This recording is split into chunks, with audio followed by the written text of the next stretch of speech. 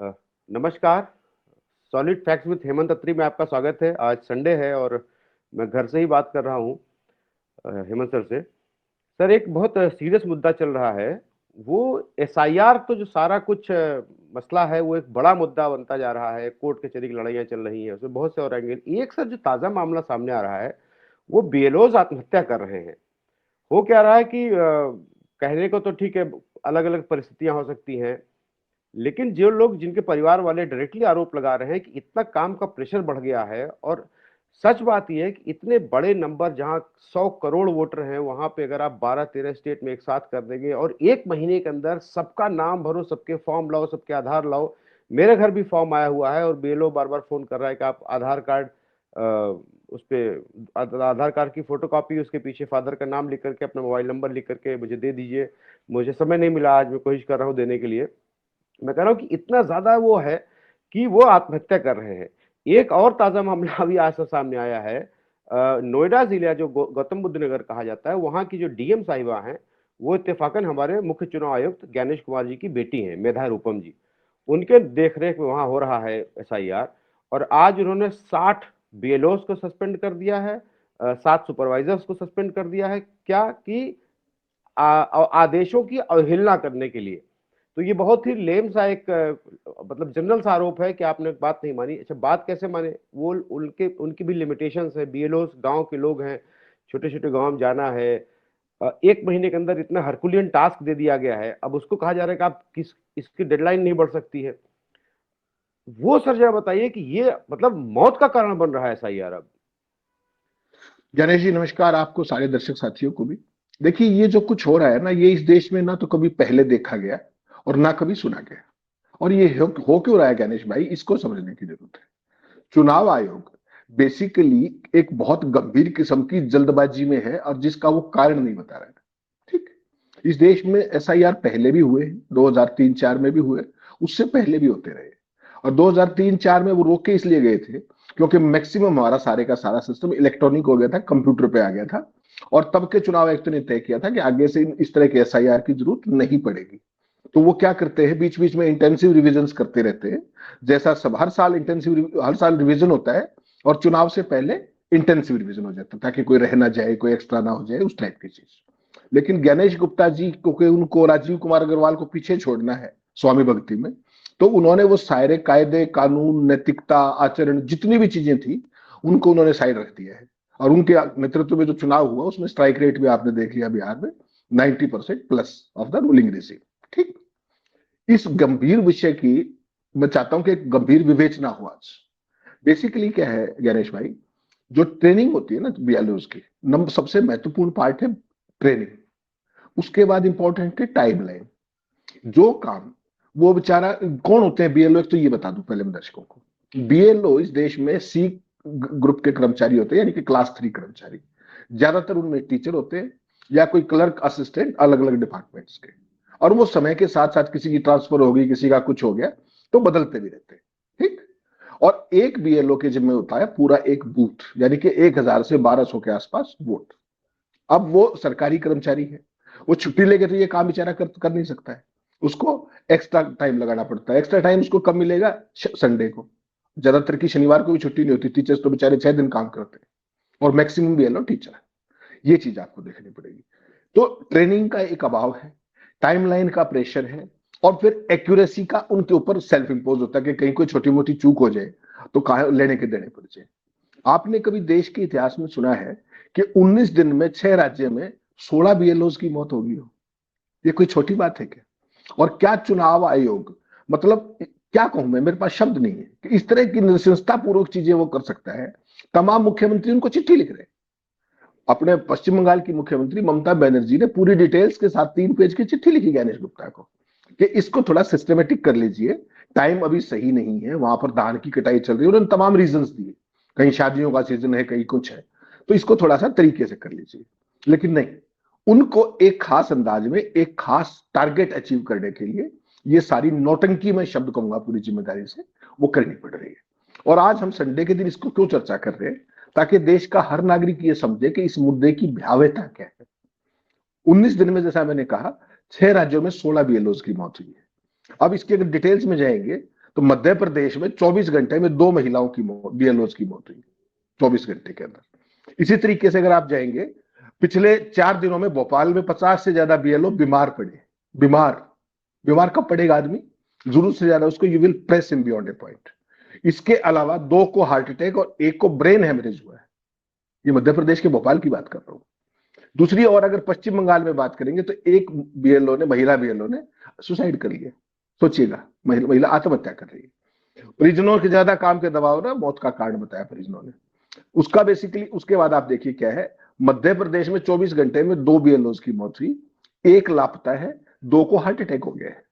ठीक। गुजरात में 4 दिन में 4 बीएलओ की मौत, 1 ने जान दे दी, अपने सुसाइड कर लिया एक तरीके से। और बंगाल दूसरा सुसाइड, अब तक 3 की मौत हो चुकी है। इस तरीके से राजस्थान, जयपुर में रविवार को बीएलओ मुकेश जांगड़ ट्रेन के आगे कूद के आत्महत्या कर ली बीएलओ ने। और सवाई माधोपुर में एक बीएलओ को हार्ट अटैक आ गया।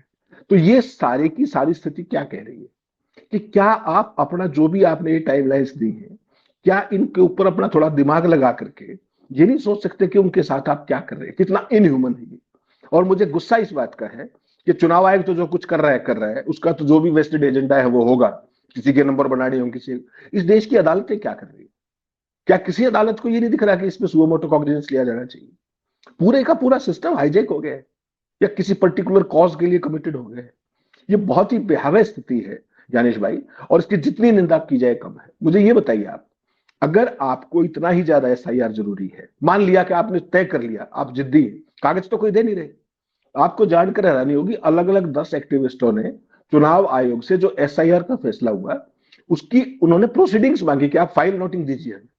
क्या कहा जा रहा है पता है आपको? कि ऐसा कोई रिकॉर्ड हमारे पास उपलब्ध नहीं। तो इसका मतलब, जैसे डोनाल्ड ट्रंप करते हैं ना कि रात को 11 बजे कोई सपना आया और सुबह 4 बजे ट्वीट कर दिया, वो अमेरिका की पॉलिसी होगी। ये ज्ञानेश गुप्ता वही तो नहीं कर रहे, नहीं तो क्यों नहीं दे रहे एसआईआर की फाइल? प्रपोजल बनी होगी भाई, उसके बस फाइनेंशियल इंप्लीकेशंस है, बहुत बड़ा नहीं पैसा नहीं लगता है। सर, जानते क्या है, जैसे मोदी जी का एक वो है ना कि रोज सुबह उठते हैं और सोचते हैं चलो आज कुछ तूफानी करते हैं। आज सुबह उठे, चलो नोटबंदी कर देते हैं, शाम को कर्फ्यू लागू कर देते हैं, नोट वो कर क्या लॉकडाउन कर देते हैं। उसी लॉकडाउन। टाइप का कुछ हो रहा है कि बिना किसी तैयारी, बिना किसी, एक समझ में आ गया कि वोट एसआईआर करो और सर्टेन लोगों को काट के निकालो, उसमें से एक संप्रदाय धर्म विशेष के लोगों को मैक्सिमम छाट दो और एक किसी और जात के लोगों को काटो, जहां जो समझ में आए पन्ना प्रमुखों से राय लो और वो सुबह सुबह उठ करके। लेकिन सर जरा मैं मेधा रूपम जी के बारे में बात कर रहा हूँ। इतना हार्श स्टेप की काम में लापरवाही होगी। 30 दिन का टाइम मिला है उन लोगों को, मान लिया कि थोड़ा लेट चल रहा होगा काम, थोड़ा पीछे चल रहा होगा, उसके लिए एफआईआर दर्ज कर देना, एफआईआर कर देना। उसकी तो जिंदगी, उसकी नौकरी बेचारे की चली जाएगी उसको, तो अगर एफआईआर प्रोसीडिंग्स पे चली गई तो नहीं ये आत्महत्या का सिचुएशन नहीं बन रहा है। गणेश भाई, इसको कहते हैं more loyal than the king, but her father is doing is the same. कि वो मोदी से ज्यादा उसको चिंता है मोदी को जिताना है, और उसके लिए उसको जो कुछ करना है वो कर रहा है। सेम सिचुएशन दुर्भाग्यपूर्ण ढंग से मेधा रूपम भी वही कर रही है कथित तौर पर, जो हमने अखबारों में देखा है। एसआईआर अभियान में लापरवाही पर अब तक की सबसे बड़ी कार्रवाई उन्होंने ही की है। 60 बीएलओ और 7 सुपरवाइजरों पर मुकदमा ठोक दिया है, और उसके बावजूद भी वो पूरे अलर्ट मोड पर है। और कह रहे दादरी, नोएडा और जेवर विधानसभा क्षेत्रों में आदेशों की कथित अवहेलना। अब वो कौन से आदेश है, क्या है, ये तो एक ब्लैंक स्टेटमेंट हो गया ना कि गणेश जी ने मेरी बात नहीं मानी। अबे भाई भले आदमी, क्या बात नहीं मानी? कागज पे कुछ होगा, कोई शोकॉज नोटिस होगा, कुछ तो होगा, या सीधा ही सीधा तोप चला दो बस मच्छर मारने के लिए। तो वो सारी की सारी स्थितियां जो है ना, 60 बूथ लेवल अधिकारी और 7 सुपरवाइजरों के खिलाफ जो पब्लिक रिप्रेजेंटेशन एक्ट है धारा 1950, उसकी धारा 32 के तहत एफआईआर दर्ज करा दी। सीधी बताइए वो क्या काम करेंगे? पीछे पीछे तो पुलिस होगी, वो बेचारे कहीं गायब होंगे, तो आपकी लिस्ट कौन बनाएगा? तो यहां सवाल लिस्ट का है नहीं, उनको लिस्ट बनवानी भी नहीं। उनको तो एक सीन क्रिएट करना है, खबरों में रहना है। पिताजी को खबरों में रहने की आदत होगी पॉलिटिशियंस की तरह, उनको भी वही आदत होगी कि आपराधिक लापरवाही की है उन्होंने, और आदेशों की वो नहीं की है, डायरेक्शंस की वो नहीं अनुपालना नहीं की है। तो भाई सरकारी नौकरी कोई है, कोई लाला जी की नौकरी तो है नहीं। सरकारी नौकरी में एक तरीका होता है, आप मुझे शो कॉज नोटिस देंगे, उसके बाद आपको जवाब देने का समय दूंगा, उसके बाद जवाब को आप एग्जामिन करेंगे, उसके बेसिस पे आपको जो करना है। ये नहीं कि आप सीधे सस्पेंशन पे आ जाइए, ये सब आ जाइए। तो this is too much, going to low. Class 3 employ है बेचारे, उनकी अपनी पारिवारिक सीमाएं हैं, उम्र की सीमाएं हैं, क्षेत्र की सीमाएं हैं, तमाम तरह की चीजें। अभी आपसे बात करने से पहले मैंने एक बहुत सीनियर रिटर्निंग अधिकारी से बात करके इस पूरे इशू को समझा। उन्होंने कहा कि साहब देखिए, एक बूथ के ऊपर हरियाणा में तो जनरली 1,000 के आसपास वोट होते हैं, बाकी तमाम राज्यों के अंदर 1,000 से 1,200 भी वोट होते हैं। हाँ, लगभग इतने ही ठीक। होते हैं जी। तो पीछे ज्ञानेश गुप्ता ने ट्राई किया था कि 1,500 कर दे ताकि खेल आसानी से हो जाए, तो उस पर सुप्रीम कोर्ट में शायद कुछ बहसबाजी चल रही है अभी उस SIR के मामले में। तो सवाल ज्ञानेश भाई केवल इतना है कि जो आदमी एक पार्ट टाइम एम्प्लॉय है, उसको केवल संडे ही तो मिलेगा ना, या उसके अलावा कुछ मिलेगा? अपनी ऑफिस की छुट्टी लेके तो वो SIR करने से रहा। वो पार्ट टाइम काम, उसको छोटा मोटा रिम्यूनरेशन मिलता है कभी कभार, और उसको आप 1 महीने के अंदर ये सारा काम। मैं दूसरी बात कह रहा हूं आपको, अगर आपने ये जिद ठान ली कि मैं तो SIR कराऊंगा कमवट में, मुझे तो मोदी की रजिस्ट्री करानी इस देश की सत्ता की कि आगे से मोदी जी प्रधानमंत्री रहेंगे, मान लीजिए उसने तय कर लिया, तो जब वेस्ट बंगाल सबसे नजदीक चुनाव है, जिस दिन आप बिहार का SIR अनाउंस कर रहे थे, वेस्ट बंगाल का भी उस दिन कर देते, और जो टाइम था वो 1 महीने की बजाय 2 महीने मिल जाता आपको। BLO भी खुश, वोटर भी खुश, सब का सब अपना काम आराम से अपनी जिम्मेदारी समझ के कर लेंगे। तो कुछ भी दिमागी तौर पर बिल्कुल ही पैदल है क्या चुनाव आयोग? पहली बात तो, जो चुनाव की वोटर लिस्ट 2024 में 100% सही थी, जिसमें मोदी जी 240 सीटें लेकर के आए, उसमें ऐसा 1 साल में क्या होगा कि दोबारा SIR की जरूरत पड़ेगी? इसका कोई जवाब तो होगा ना, या नहीं? जब वो वोटर मोदी जी के लिए चुनाव में वोट डाल रहे तब तो सारे ठीक थे, मैं और ज्ञानेश तिवारी सब, और जैसे ही स्टेट का मामला आया तो फिर SIR की जरूरत पड़ेगी। इसका कोई लॉजिक बताइए ना, कोई रीजनिंग होगी इसकी। सरकारी मामला है, सैकड़ों करोड़ रुपया खर्चा होगा रिम्यूनरेशन के तौर पर, लाखों करोड़ रुपए के, लाखों करोड़ों रुपए के कागज लगेंगे उसमें। आपने कहा मेरे घर फार्म आया हुआ है, तो फार्म छपे हैं ना कहीं ना कहीं, तो तमाम तरह की चीज। जब कोई ज्ञानेश गुप्ता से पूछे कि भाई EVM को हटा लो और बैलेट पेपर पे वोटिंग कर लो, तो वो क्या कहता है ज्ञानेश गुप्ता, कि इससे लाखों पेड़ कट जाएंगे, और जो SIR करा रहे उससे तो मेरे ख्याल पेड़ उगाएंगे, इसमें जो फार्म बांट रहे हैं इससे पेड़ बढ़ेंगे मेरे ख्याल में। तो सब तरह की एब्सर्डिटी जो है ना, वो चुनाव आयोग का एक नया तरीके से कह सकते हैं आप, उसकी एक पहचान बन गई है। मेगा रूपम हो या कोई और हो, मेगा रूपम आपने किस देश में पूरे में कहीं और सुना कि इतने बड़े पैमाने पर BLO सस्पेंड हुए हो, उनके खिलाफ FIR हुई हो? क्यों? क्योंकि पिताजी के नंबर बढ़ रहे हैं तो फिर बेटी क्यों पीछे रहे भाई? लेकिन सवाल ये है कि या तो वो जरूरत से ज्यादा कानून जानती है as a returning officer, district returning officer, या देश के बाकी सारे डिप्टी कमिश्नर अनपढ़ हैं, केवल वेदारूपम को ही ज्ञान है, वही सस्पेंड करना जानती है, उन्हीं को FIR का पता है। ये हो क्या रहा है देश में? मतलब एक विम और फैंसी किसी की दिल्ली से चली विद नो रीजन। मैं तो ये कहता हूं कि इस ऑर्डर को सार्वजनिक उसकी वेबसाइट पे क्यों नहीं डाला चुनाव आयोग की? पूरी फाइल की नोटिंग डालिए ना।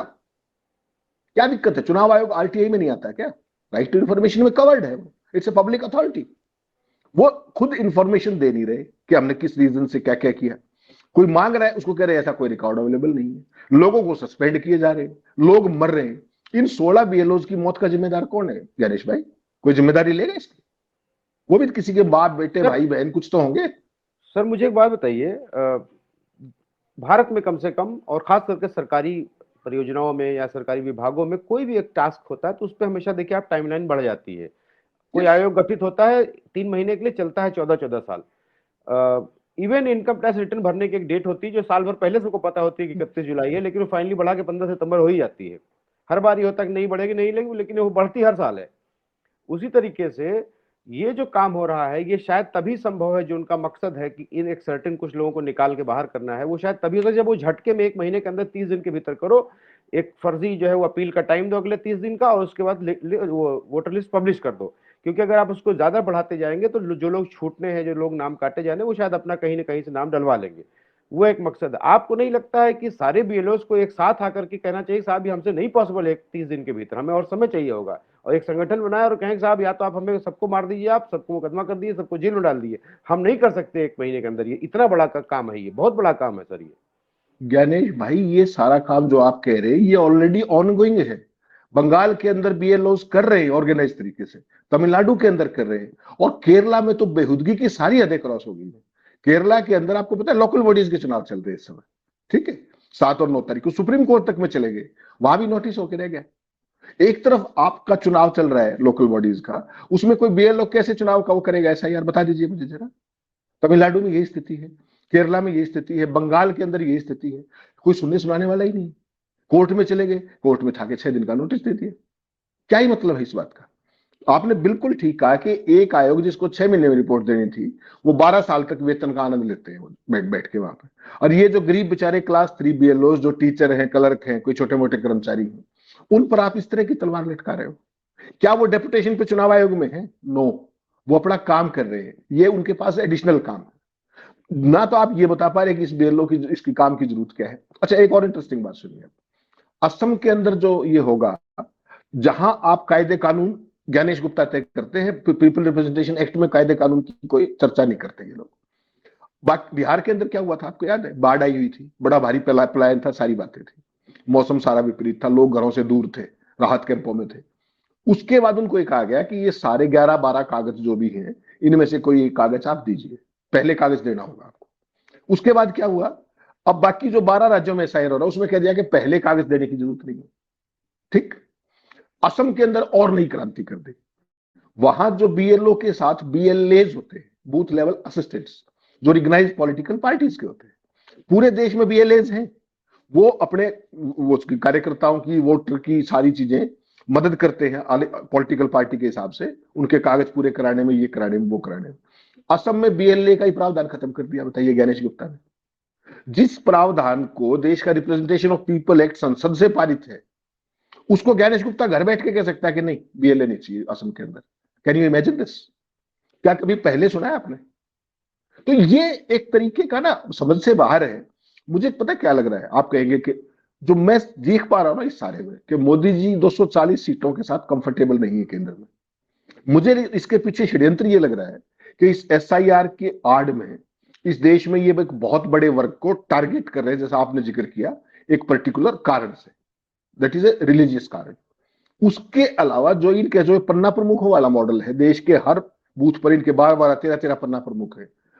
कल्पना कीजिए आप, पॉलिटिकल पार्टी के पास तो एक BLA नहीं है, और भाजपा के पास एक बूथ पे 13 से 14, 12-13-14 पन्ना प्रमुख है, और वो टारगेट करते हैं कि कौन कौन लोग भाजपा का वोटर नहीं है। इसके जरिए उन लोगों को भी निकाला जा रहा है। बिहार के अंदर आपने देख लिया कितने बड़े पैमाने पर। मुझे जो शंका है वो ये है कि ये 2-3 चुनाव जब हो जाएंगे, वेस्ट बंगाल और ये सारा जब UP API के बाद, ये तत्काल मुझे लगता है कि इस नई वोटर लिस्ट के आधार पर चुपके से ये मध्यावधि चुनाव की बात सोच सकते हैं। और वही 90% स्ट्राइक रेट, जो अब की बार 400 पार का सपना था ना, वो तो पूरा हो नहीं पाया। तो इस SIR के बाद तो 400 क्या, 550 लिख लेंगे। बिहार में वही तो किया है। 202 सीटें हैं, और 128 सीटों के हमने आपको आंकड़े दिए थे उस दिन के, क्या किया 128 सीटों पर। तो अगर 74 सीटों के आप 202 बना सकते हो, तो 400 बनाने में कितनी देर लगेगी आपको? 240 के 400 करने में क्या? तो मुझे इसके पीछे एक लार्जर कॉन्स्पिरेसी लग रही है, और उसका कारण भी देख लीजिए क्या है। ज्ञानेश गुप्ता बतौर CEC जनवरी 2029 में रिटायर हो जाएंगे। That will be an election year. उससे पहले ये मोदी जी को चिरकालीन प्रतिस्थापित करके वहां पर, कि जब तक आप चाहो मौज कीजिए, प्रधानमंत्री रहिए, उस तरह की व्यवस्था और जुगाड़ करने में मुझे लगता है लगे हुए हैं। वरना कोई कारण नहीं है कि इतनी सीजनड रीजनिंग आ रही है लोगों के बीच से, इतना संगठित एक प्रतिरोध आ रहा है कि भैया आप ऐसा मत कीजिए, ये संभव नहीं है। उसके बावजूद भी जो जिद बांधा हुआ है चुनाव आयोग ने, और जिस तरीके के कुतर्क सुप्रीम कोर्ट में किए जाते हैं, और वहां से फिर भी कोई एक्शन नहीं होता, तो इसके पीछे there is much more that meets the eye actually. लेकिन इस पे न्यायपालिका क्या कर रही है? ममता बनर्जी, बताइए, उसको एक ही काम रह गया बेचारी को, कि वो इनको रोज चिट्ठियां लिख रही है। तमिलनाडु इलेक्शन उसमें जा चुका है सुप्रीम कोर्ट में, केरला सुप्रीम कोर्ट में जा चुका है। इनको लेकिन ऐसा ही है, ये तो कराएंगे, अपनी विम्स पे कराएंगे, कर लीजिए आप क्या करेंगे। तो ऐसा देश में 1952 से लेकर के और आज 2025 है, इतनी बड़ी बेहूदगी और अनप्रोफेशनलिज्म चुनाव आयोग के पार्ट पे नहीं देखा गया है। ये मैं पूरी जिम्मेदारी के साथ कह रहा हूं। जी सर, सही बात यह है कि जितनी निराशा सुप्रीम कोर्ट से इस समय हम लोगों को हो रही है, उतनी शायद कभी नहीं हुई। आपको सर याद हो कि जब महाराष्ट्र में सरकार गिराई जा रही थी, तो बार बार सुप्रीम कोर्ट ये कह रहा था कि नहीं नहीं, आप फ्लोर टेस्ट हो जाने दीजिए और हम बात सुन लेंगे, अगर अवैध होगी सरकार तो हम सरकार हटा देंगे। वही हाल SIR में हुआ। जब बिहार का SIR हुआ, तो उन्होंने बार बार कहा कि चुनाव आयोग ने कहा कि नहीं साहब, किसी का नाम नहीं छूटेगा, किसी का नाम नहीं छूटेगा। सुप्रीम कोर्ट ने कहा ठीक है, कपिल सिब्बल से कहा 15 आदमी ले आइएगा जिनके नाम छूट गए हो, हम SIR रोक देंगे। वो 15 के पूरे गांव खड़े होकर के कह रहे हैं साहब, हमारे 300 लोगों का नाम काट दिया गया एक गांव से, हम लोग कहाँ जाए। चुनाव आयोग करा तो हमारे पास तो कोई अपील ही नहीं आई। मतलब वो लोग कैमरे को बोल रहे हैं, चुनाव आयोग करा हमारे पास 0 अपील है, कितना हमने परफेक्ट SIR कर दिया। अरे आप अपील लीजिए ही मत, तो कोई FIR ही नहीं आएगी। मेरा फिर क्या है कि अब रास्ता क्या है, प्रॉब्लम क्या है कि सुप्रीम कोर्ट भी आपको रिस्पॉन्ड नहीं कर रहा है, चुनाव आयोग वैसा ही है, सरकार वैसी ही है। रास्ता क्या है? मेरा जो बार बार कहना यह है कि अगर आप उस जनता का, जो लोग भी एक बड़ा संख्या आप इस छूट रही है, डिसएनफ्रेंचाइज हो रहा है, जिनका कि पॉलिटिकली वो खत्म किए जा रहे हैं, उनका उनको वोट देने का अधिकार छीना जा रहा है, क्या उनको सड़क पे ला करके सबको नहीं खड़ा कर देना चाहिए हर राज्य में चुनाव आयोग के दफ्तर के बाहर कि ये लिए साहब, ये लोग जिंदा जीते जागते लोग हैं, इस भारत में पैदा हुए हैं, ये मुसलमान लोग हैं, ये हिंदू लोग हैं, ये यादव है, ये जो भी जात बिरादरी धर्म के हो, कि साहब ये लीजिए और देखिए इनका नाम शामिल कीजिए आप। ये क्यों नहीं हो रहा? दूसरा पक्ष ये है कि लोग कहते नहीं, सड़क पर उतरना कोई रास्ता नहीं है, सड़क पर उतरना कोई रास्ता नहीं है। आपको सर क्या लगता है, और रास्ता बचा क्या है सड़क पर उतरने के अलावा? ज्ञानेश भाई, मैं तो आपको जिस दिन बिहार का रिजल्ट आया उससे पहले दिन से ये बात कह रहा हूं, और 24 जून को जिस दिन एसआईआर ऑर्डर हुई थी, 25 जून से लेकर के अपना कोई भी शो उठा के देख लीजिए, बिहार का रिजल्ट भी बता दिया था हमने कि जिस तरीके से एसआईआर कर रहे हैं उसका परिणाम तो ये होगा। अब वो हो गया, कोई बात नहीं। आपने कहा रास्ता क्या, इस सारे खेल में कोई कुछ भी कहता रहे। ममता बनर्जी ने खुले तौर पर कह दिया कि अगर चुनाव आयोग बाज नहीं आया सुप्रीम कोर्ट में तो वो चले ही गए। उस पर 26 तारीख को अब हियरिंग भी होनी है, नोटिस हो गया था कल। अब उसमें क्या है कि ममता बनर्जी सरेआम कह चुकी है कि हम सीईओ बंगाल का नहीं, अगर जरूरत पड़ी तो चुनाव आयोग का घेराव कर देंगे, और वो कर देगी। कल आपने देखा किस तरीके से हैदराबाद के अंदर, आंध्र प्रदेश के अंदर, हरियाणा के अंदर कितने बड़े पैमाने पे लोग ऑलरेडी सड़कों पे हैं वोट चोरी के खिलाफ। कांग्रेस पार्टी ने एक अभियान चलाया था वोट चोरी के खिलाफ, हस्ताक्षर अभियान। तो उसमें टारगेट था कि 5 करोड़ लोगों का हस्ताक्षर करा के राष्ट्रपति को सौंपा जाएगा। आपको जानकर हैरानी होगी, उसमें 9 करोड़ से ऊपर हस्ताक्षर ऑलरेडी हो चुके हैं। और 14 तारीख को जब दिल्ली में कांग्रेस रैली करेगी वोट चोरी के खिलाफ, उसके बाद वो राष्ट्रपति को दिए जाने का वो उसके अंदर योजना है। आप सोच सकते हैं कि इतने बड़े पैमाने पर लोगों में रोष है, और उसके बाद चुनाव आयोग बाज नहीं आ रहा, केंद्र सरकार बाज नहीं आ रही। केवल एक भारतीय जनता पार्टी, आप केवल एक सीन की कल्पना कीजिए, इस पूरी मुहिम में किसी पॉलिटिकल पार्टी ने आपको एसआईआर का समर्थन करते हुए देखा है? अगर केवल बीजेपी को छोड़ के, बीजेपी की अलाई भी तो है एनडीए के अंदर, वो भी कोई समर्थन कर दे, क्यों नहीं कर रहे वो? नहीं, उनके चुनाव एलाइज का भी, आयोग, बिहार में उनके एलाइज को भी एतराज था भाई इससे कि बहुत जल्दीबाजी में हो रहा है, ये ठीक नहीं हो रहा, लेकिन करें क्या, चूंकि सबका गला दबाया गया, कौन क्या बोलेगा? नहीं अलाइज तो सूनर और लेटर वो तो लाभार्थी हो गए इस योजना के, लेकिन उनको एक बात समझ में नहीं आ रही, वो चुप तो है, लेकिन उनको एक बात और समझ में नहीं आ रही कि जो ये एसआईआर जिस तरीके से किया जा रहा है ना, अगली बार मोदी को चुनाव जीतने के लिए 400 सीटों के लिए एनडीए की जरूरत नहीं पड़ेगी। अकेला ज्ञानेश गुप्ता ही बहुत है, याद रख लीजिएगा। अकेला चुनाव, मुख्य चुनाव आयुक्त का अलायंस मोदी के साथ, वो उसको 400 सीटें दे देगा। परिणाम आप देख चुके हैं बिहार के अंदर भी किस पैटर्न से चुनाव आ रहे हैं। ह्यूमनली वो चुनाव संभव ही नहीं है। Those are mathematical results, those are electronic results, you have to bear it in mind.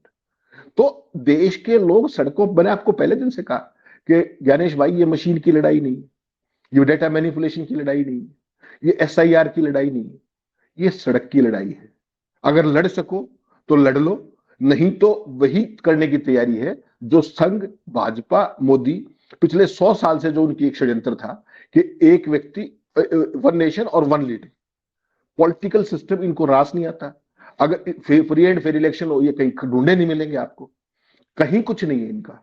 इनके पल्ले केवल चुनाव आयोग के जरिए अपनी मैनिपुलेशन है।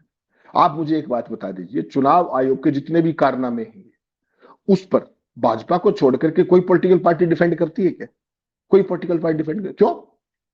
आप तो वरिष्ठ आदमी हैं, आपने पटना में अब नीतीश कुमार का शपथ समारोह देखा था? कहीं कोई जोश था गांधी मैदान में? कहीं मोदी मोदी था? कहीं नारे लग रहे थे? आपने उससे पहले महाराष्ट्र में शपथ ग्रहण देखा था, मध्य प्रदेश में देखा था, छत्तीसगढ़ में देखा था, हरियाणा में देखा था, दिल्ली में देखा था? कहीं पर भारतीय जनता पार्टी ने किसी चुनाव के बाद विजय जुलूस निकाले जो हर एक कंस्टिट्यूंसी को निकलते थे? कहां चले गए विजय जुलूस? उनको पता है अगर विजय जुलूस निकाला तो तुम्हारा कोई और जुलूस निकल सकता है, दूसरे वाला। तो इस चीज को ध्यान में रखिए कि अगर आपकी जीत फ्री एंड फेयर इलेक्शन के तहत हुई है तो आप सीना तान के जुलूस भी निकालेंगे, सेलिब्रेट भी करेंगे, और शपथ को भी सेलिब्रेट करेंगे। ये नहीं कि रोडवेज की बसों को जबरदस्ती बुलाया जीएम्स को बोल करके, अपने पंचायत और या कौन सी दीदी थी वो बिहार के अंदर, सेविका दीदी या जो भी थी, उनसे बसें भरवा के गांधी मैदान में भेज दी, उनको खाना दे दिया एक दिन का, 200-500 दिहाड़ी दे दी, और हो गया सेलिब्रेशन। एक नारा दिखाओ तो आपको नीतीश कुमार की शपथ में मुझे बता दीजिए, किसी की में दिखाओ जो मैंने राजेंद्र गिनवाए। तो ये न्यू नॉर्मल जो कुछ है, इसको देश के लोग देख रहे हैं, और जिस दिन वो सड़कों पे आ गए, ये भागे नहीं मिलेंगे एक भी। सबसे पहले तो आप एक चीज बताइए मुझे, राजीव अग्रवाल का आपको पता है कहाँ है वो? बता दीजिए जरा। और वो सुनील अरोड़ा, और अपने क्या नाम है कुरैशी साहब, हर रोज टीवी पे होते हैं। लवासा हाँ साहब रोज जनता के बीच में होते हैं। रावत हाँ, साहब रोज आर्टिकल्स जनता के बीच में। आर्टिकल्स लिखते हैं, क्यों आर्टिकल्स आते हैं पेपर में। वो अंडरग्राउंड क्यों नहीं हुए? सुनील अरोड़ा अंडरग्राउंड कहाँ है? सुनील अरोड़ा बताइए। राजीव अग्रवाल कहाँ है? और ज्ञानेश गुप्ता को अंडरग्राउंड होने में कितनी देर लगेगी? मुंह किसको दिखाना है? मुंह तो भाजपा, मोदी और इन संघियों को दिखाना है ना, जो आज ये चौड़े हुए फिर रहे डेटा मैनिपुलेशन और एसआईआर के जरिए जो सत्ता पा रहे हैं। ये कहां जाएंगे? मेरा सवाल तो, मेरी चिंता तो वो है आने वाले जी समय में।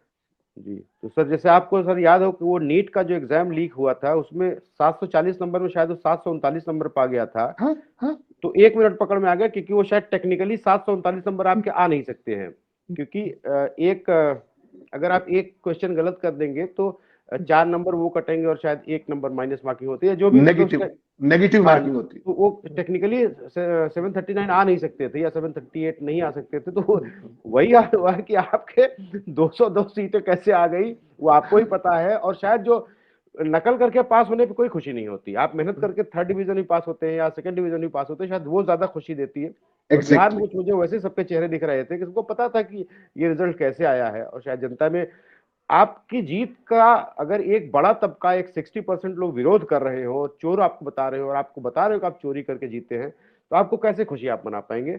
एनीवे सर, मेरी समस्या क्या है, मेरा नाम भी ज्ञानेश है, और इस समय जो पूरे देश में सब एक बड़े लोगों के टारगेट पे आदमी है वो ज्ञानेश कुमार है। मुझे लगता है कहीं गलती से किसी दिन मैं ना हत्थे चढ़ जाऊं किसी के, लोग ज्ञानेश समझ करके मुझे ही पीटने लगे, तो मुझे पता नहीं, ज्ञानेश कुमार का नहीं, मुझे जरूर अंडरग्राउंड होना पड़ेगा।